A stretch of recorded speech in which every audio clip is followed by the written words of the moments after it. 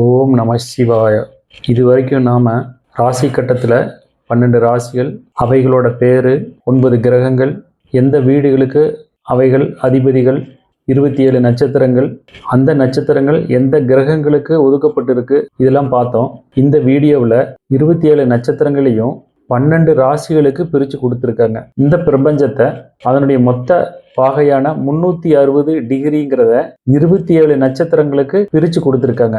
முன்ப ஒரு வீடியோவில் நான் சொல்லியிருக்கேன், நட்சத்திரம் அப்படிங்கிறது கண்ணுக்கு தெரிகிற தினமும் நாம வானத்தில் பார்க்குற நட்சத்திரங்கள் அல்ல. பிரபஞ்சத்தில் ஒரு குறிப்பிட்ட பாகைக்கு இடையில இருக்கிற பகுதி, குறிப்பிட்ட டிகிரிகளுக்கு இடையில் உள்ள பகுதி அப்படிங்கிறத பார்த்தோம். அதே விஷயத்த இங்கே கொஞ்சம் நுணுக்கமா பார்க்குறோம். வான்வெளியில இருக்கிற 360 டிகிரியை 27 பங்கா பிரிக்கும் பொழுது அதனுடைய ஒரு பங்கு 13 டிகிரி 20 மினிட்ஸ். அந்த ஒவ்வொரு நட்சத்திரத்தையும் 4ஆ பிரிக்கிறாங்க. நட்சத்திரத்தை 4ஆ பிரித்து வர்ற ஒரு பகுதிக்கு பாதம் அப்படின்னு பேரு. உதாரணத்துக்கு அஸ்வினி அப்படிங்கிற நட்சத்திர எல்லையை 4ஆ பிரிக்கும் பொழுது பாதம் 1, பாதம் 2, பாதம் 3, பாதம் 4 அப்படின்னு பிரித்து கொடுப்பாங்க. அப்போ 13 டிகிரி 20 மினிட்ஸை 4 பாதங்களுக்கு பிரித்து கொடுக்கும் பொழுது ஒரு பாதம் அப்படிங்கிறது 3 டிகிரி 20 மினிட்ஸ் அப்படின்னு வரும். இதற்கு முன்னாடி வீடியோவில் 27 நட்சத்திரங்கள் என்ன அப்படின்னு பார்த்துருக்கோம்.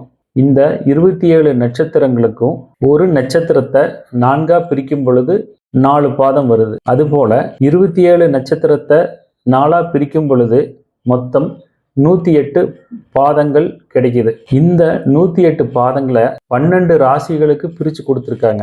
எப்படின்னா, நட்சத்திர வரிசையை எப்பவும் போல வரிசை கிரமமாக எழுதிக்கணும். ஒவ்வொரு நட்சத்திரத்துக்கும் பாதம் 1, பாதம் 2, பாதம் 3, பாதம் 4 அப்படின்னு வரிசை கிரமமாக எழுதி கொண்டு வரணும். ஸ்கிரீனில் தெரிகிற ஸ்லைடை பாருங்க. உதாரணத்துக்கு அஸ்வினிங்கிற நட்சத்திரத்தை 4ஆ பிரிச்சிருக்காங்க. அதை பாதம் வாரியாக எழுதும் பொழுது அஸ்வினி 1, அஸ்வினி 2, அஸ்வினி 3, அஸ்வினி 4 அப்படின்னு எழுதணும். அது மாதிரியே அஸ்வினிக்கு அடுத்த 2வது நட்சத்திரம் பரணி. அப்போது பரணியை 4 பாதங்களாக பிரித்து சொல்லும் பொழுது பரணி 1, பரணி 2, பரணி 3, பரணி 4 அப்படின்னு எழுதணும். அது மாதிரியே கார்த்திகை நட்சத்திரத்தை 4 பாகங்களாக பிரிக்கும் பொழுது 4 பாதங்கள் வரும். அதை எழுதும் பொழுது கார்த்திகை 1, கார்த்திகை 2, கார்த்திகை 3, கார்த்திகை 4 அப்படின்னு எழுதணும்.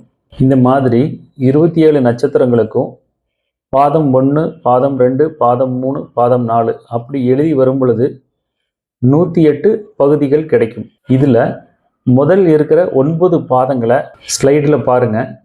Ashwini 1 3 degree 20 minutes, Ashwini 2 3 degree 20 minutes, Ashwini 3 3 degree 20 minutes, Ashwini 4 3 degree 20 minutes. இப்போது 4 பாதத்தினுடைய டிகிரியை கூட்டும்போது 13 டிகிரி 20 மினிட்ஸ் வரும். வழக்கமாக கூட்டும் பொழுது 4 3 12, 4 20 80ன்னு வரும். ஜோதிட கணக்கில் 60 மினிட்ஸ் அப்படிங்கிறது ஒரு டிகிரியாக எடுத்துக்கணும். அப்போது 4 3 12 டிகிரி ப்ளஸ் இந்த 80 மினிட்ஸில் 60 மினிட்ஸுக்கு ஒரு டிகிரி கணக்கெடுக்கும் பொழுது 13 டிகிரி. மீதம் இருக்கிற மினிட்ஸ் 20 அப்படியே வச்சுக்கணும். இது போல் 2வது நட்சத்திரமான பரணிக்கும் பரணி 1, பரணி 2, பரணி 3, பரணி 4 அப்படின்னு எழுதணும். எழுதி அந்த 4 பாதங்களோட டிகிரியை கூட்டினா 13 டிகிரி 20 மினிட்ஸ் வரும். அப்போ 2 நட்சத்திரங்களிலேயும் இருக்கிற மொத்த பாதங்கள் 8. அடுத்த நட்சத்திரம் கார்த்திகை. அதனுடைய முதல் பாதம் அதாவது கார்த்திகை 1, அதனுடைய டிகிரி 3.20. இப்போ அஸ்வினியில் இருக்கிற டிகிரி 13.20, பரணியில் இருக்கிற டிகிரி 13.20, கார்த்திகை 1ஆம் பாதத்தில் இருக்கிற டிகிரி 3.20 அனைத்தையும் கூட்டினா மொத்தம் வர்றது 30 டிகிரி. இது போல 9 பாதங்களினுடைய மொத்த டிகிரி 30 வரும். ராசி கட்டத்தில் மொத்தம் 360 டிகிரி. 12 ராசிக்கு பிரிக்கும் பொழுது ஒவ்வொரு ராசிக்கும் 30 டிகிரி. 30 டிகிரிக்கு 9 பாதங்களை பிரித்து எழுதியிருக்காங்க. இப்போ ஸ்க்ரீனில் தெரிகிற ஸ்லைடை பாருங்கள். அஸ்வினியில் 1 2 3 4ன்னு இருக்குது, பரணியில் 1 2 3 4ன்னு இருக்குது, கார்த்திகையில் 1 2 3 4ன்னு இருக்குது. இப்போது மேச ராசிக்கு உண்டான நட்சத்திரங்களை எழுதும் பொழுது அஸ்வினியில் இருக்கிற 4 பாதம், அதாவது அஸ்வினி 1, அஸ்வினி 2, அஸ்வினி 3, அஸ்வினி 4 ப்ளஸ் பரணியில் இருக்கிற 4 பாதம், அதாவது பரணி 1, பரணி 2, பரணி 3, பரணி 4, கார்த்திகையில் இருக்கிற முதல் பாதம். இப்போ இந்த 9 பாதங்களும் மேச ராசியை எடுத்துக்குது. அடுத்தது இரண்டாவதாக இருக்கிற ராசி ரிஷபம். அப்போ கார்த்திகை அப்படிங்கிற நட்சத்திரத்தை கார்த்திகை 1, கார்த்திகை 2, கார்த்திகை 3, கார்த்திகை 4ன்னு பிரிச்சிருக்காங்க.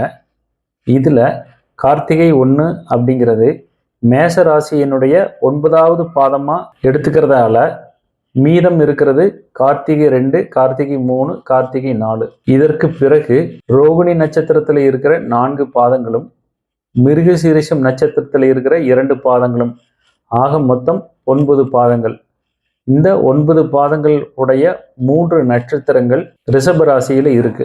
இதே வரிசை கிரமத்துல மீதி இருக்கிற நட்சத்திர பாதங்களை பிரித்து அடுக்கிக்கிண்டே வந்தா மீனம் வரைக்கும் 108வது பாதம் அமையும். இவ்வளவு நேரம் நட்சத்திரம், நட்சத்திர பாதம் அப்படிங்கிறதையும் எப்படி பிரித்து எழுதியிருக்காங்க அப்படிங்கிறதையும் பார்த்தோம். முழு ராசி கட்டத்தையும் எப்படி நட்சத்திர பாதங்களுக்கு பிரிச்சிருக்காங்க அப்படிங்கிறத முழுமையாக பார்ப்போம். முதல் ராசி மேசம். அதில் அஸ்வினி 1, 2, 3, 4 இப்படி போட்டால் என்ன பொருள்னா அஸ்வினி 1ஆம் பாதம், அஸ்வினி 2ஆம் பாதம், அஸ்வினி 3ஆம் பாதம், அஸ்வினி 4ஆம் பாதம் அப்படின்னு பொருள். அது போலவே பரணி 1, 2, 3, 4 ப்ளஸ் கார்த்திகை 1. அப்போ 9 பாதங்கள் மேச ராசியில் இருக்கு. 3 நட்சத்திரங்கள் இருக்கு. 3 நட்சத்திரங்கள் அப்படின்னா 3 நட்சத்திரங்களும் முழுமையாக இல்லை. முதல் 2 நட்சத்திரங்கள் முழுமையாக இருக்கு. 3வது நட்சத்திரத்துல ஒரு பாதம் மட்டும் இருக்கு. அப்போ கார்த்திகை 2ல் இருந்து 3, 4 இதெல்லாம் ரிஷப ராசியில வச்சிருக்காங்க. அது மட்டும் இல்ல, ரோகிணி 1, 2, 3, 4 பிளஸ் மிருகசீரிஷம் நட்சத்திரத்தின் பாதம் 1ஐயும் பாதம் 2ஐயும் சேர்த்திருக்காங்க. இப்ப பார்த்தா கார்த்திகையில 3 பாதம், ரோகிணியில 4 பாதம், மிருகசீரிஷத்துல 2 பாதம், மொத்த பாதம் 9. இது மாதிரியே மிதுன ராசியில மிருகசீரிஷம் நட்சத்திரத்தின் பாக்கி இருக்கிற பாதம் 3, 4, திருவாதிரை நட்சத்திரத்தின் 4 பாதங்கள், புனர்பூசம் நட்சத்திரத்தின் 3 பாதங்கள், அப்படி மொத்தம் 9 பாதங்கள் மிதுனத்தில் இருக்கு. கடக ராசியில புனர்பூசம் 4ஆம் பாதமும், பூசம் 4 பாதமும், ஆயில்யம் 4 பாதமும், ஆக மொத்தம் 9 பாதங்கள் கடக ராசியில இருக்கு. சிம்ம ராசியில மகம் நட்சத்திரத்தினுடைய 4 பாதங்களும், பூரம் நட்சத்திரத்தின் 4 பாதங்களும், உத்திரம் நட்சத்திரத்தின் 1 பாதமும், ஆக மொத்தம் 9 பாதங்கள் இருக்கு. கன்னி ராசியில உத்திரம் நட்சத்திரத்தின் 3 பாதங்களும், ஹஸ்தம் நட்சத்திரத்தின் 4 பாதங்களும், சித்திரை நட்சத்திரத்தின் 2 பாதமும் சேர்த்து 9 பாதங்கள் இருக்கு. துலா ராசியில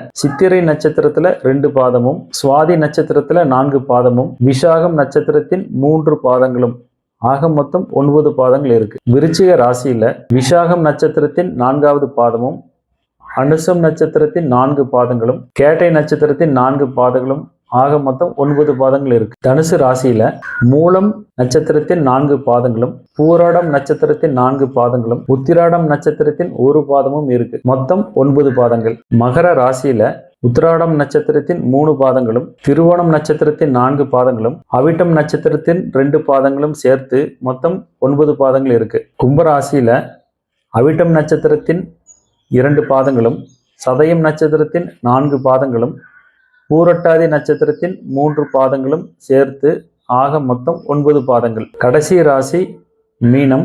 அதுல பூரட்டாதி நட்சத்திரத்தின் 1 பாதமும், உத்திரட்டாதி நட்சத்திரத்தின் 4 பாதங்களும், ரேவதி நட்சத்திரத்தின் 4 பாதங்களும், ஆக மொத்தம் 9 பாதங்கள் இருக்கு. மொத்தம் 108 பாதங்கள் 12 ராசிக்கு எப்படி பிரிச்சிருக்காங்க அப்படின்னு பார்த்தோம். ஒரு ஏரியா, தினமும் நாம பார்க்குற பொருள் அல்ல, தினமும் நாம பார்க்குற நட்சத்திர கூட்டம் அல்ல.